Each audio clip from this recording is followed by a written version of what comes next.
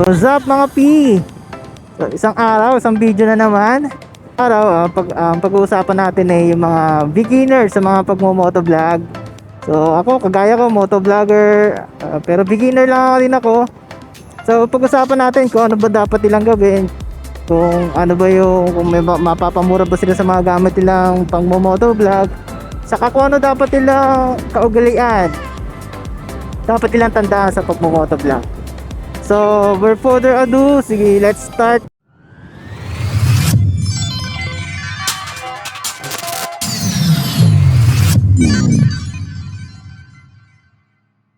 Alright, so yun sa mga unang-unang mga nagmo-motovlog, yung mga aspiring na mga motovlogger dyan. So, unang-una sa lahat, kung gusto niyo talaga yung pagmo-motovlog, so tangkilikin yan, yakapin nyo. Wala namang makakapipigil sa inyo. So kahit sino man yan, kahit ano pa man yan, kung gusto mo yung ginagawa mong pag-motovlog, sige, go ka lang. Wala namang masama sa ginagawa mo, wala ka namang tinatapakan tao. So, tuloy mo lang yan. Sa mga bagong motovlogger din, so ang pagmo-motovlog, hindi lang yung basta pagkuha lang yun sa mga daan sa kalsada, hindi lang yung basta pagkuha sa mga memories na nakukuha mo sa pag-ride. Andyan din yung pag-capture mo sa mga magagandang nangyari. Diyan mo na-express yung feelings mo, kung masaya ka ba sa ginagawa mo. Yun, enjoy mo lang. Wala namang mawawala sa'yo. Ako ngayon, nagbablog lang din ako, so na-enjoy ko lang. Wala naman akong tinatapakan tao, so sige lang. Huwag mo silang pansinin. Kung magkaroon ka man ng basher, huwag mo silang pansinin. Hindi mo naman sila inaano. Ayan. So unang-una sa lahat, kailangan mo ng mga gamit sa pagmo-motovlog. Siyempre, kailangan mo ng motor. Hindi yan motovlog pag wala kang motor.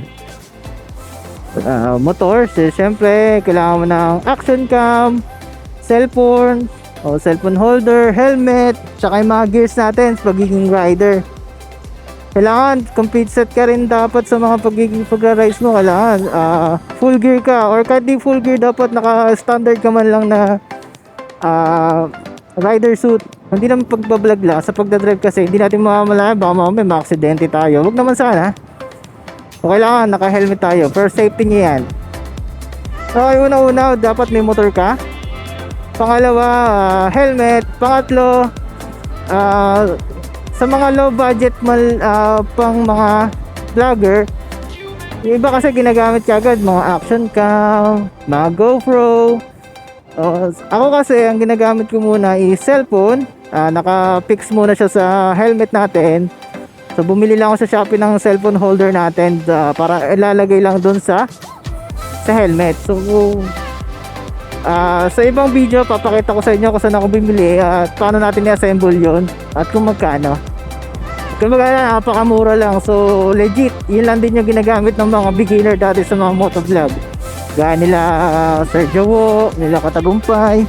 Yun lang din yung ginagamit nila na pang vlog sa kanilang content. Okay, pangalawa. Ay kuya. Pangalawa,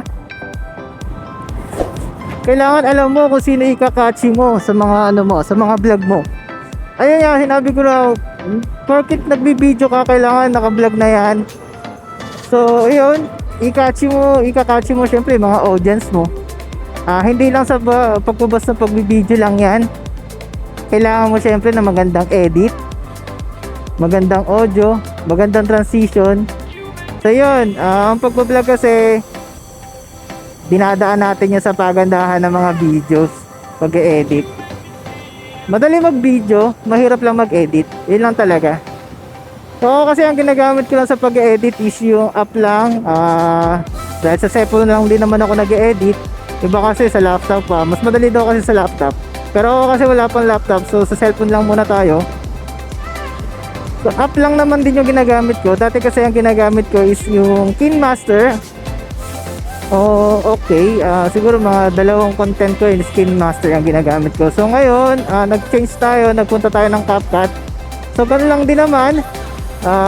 Ipapakita sa inyo kung yung quality ng video, transition, font, pang thumbnail. So nandun na rin sa CapCut. So kayo na lang po talaga yung mag-enhance kung paano nyo gagawin yung video nyo, kung paano nyo pagagandahin, kung paano mas catchy sa mga manonood nyo. Pangatlo naman, pipiliin nyo kung saan nyo ipopost yung video nyo. Kung ipa-Facebook nyo ba, YouTube, Instagram, TikTok, ganon. For the meantime kasi, so ako kasi nagpo-focus ako sa YouTube. So sa YouTube, kailangan nyo ng YouTube Studio.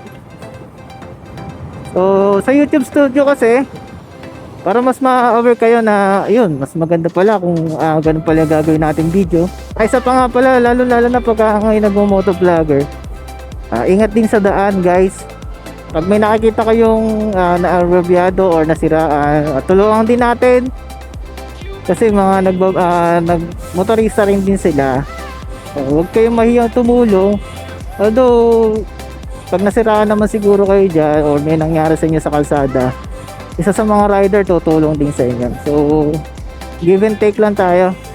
Meron kasi tayo isang motovlogger talaga na yun, pag may nasisiraan, tinutulungan niya. Lagi niya pinapayuhan yung mga natulungan na sana sa lahat ng makakasalubong nyo sa daan, kahit hindi man ako or kahit ibang tao ay nasiraan, tutulungan din nila, which is tama naman talaga. Magbigayan tayo, wag tayo madamot. Tayo, so ayun nga, mga paalala na lang din siguro sa mga pagmo-motovlog. Mahalin nyo yung pagbablog nyo, mahalin nyo yung pag-video nyo, mahalin nyo yung pagka-capture nyo sa mga good moments nyo. At lalo mag-iingat kayo. So enjoy nyo lang yung pagbablog, huwag kayo mahiya. Kung gusto nyo mang kumita, so hindi naman talaga lahat ng tao pag nag-vlog ka is mataas na kagad yung views. So post lang ng post sa mga video para sa makikita din ng audience yan, magiging catchy din sa audience yan. So maghintay lang tayo, one of the moment baka mamaya ikaw na rin yung most viewed na vlogger ngayon sa YouTube. Ayun, so hindi ko na patatagalin, hindi ko naman di pahabain pa. So kung bago ka pa lang dito sa video na to, pwede nyo naman i-click, nag-iisang kulay pula lang naman dyan sa right side natin. So pa-subscribe naman Glods, at pahit na rin yung notification bell para sa mga bagong videos natin. So ayun, so sa mga vlogger ulit dyan, isang paalala, ingat kayo lagi, ride safe, okay, peace.